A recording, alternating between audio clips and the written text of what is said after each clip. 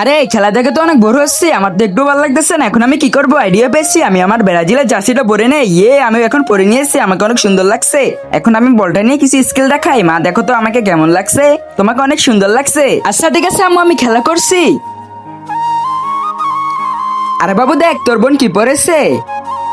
মা আমি রোনাল্ডোর জার্সি পরেছি, আমাকে কেমন লাগছে, তোমাকে অনেক সুন্দর লাগছে। এখন আমরা সবাই মজা করে খেলি।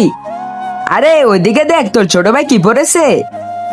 হ্যাঁ, ও তো আর্জেন্টিনার জার্সি পরেছে, ওকে তো অনেক সুন্দর লাগছে।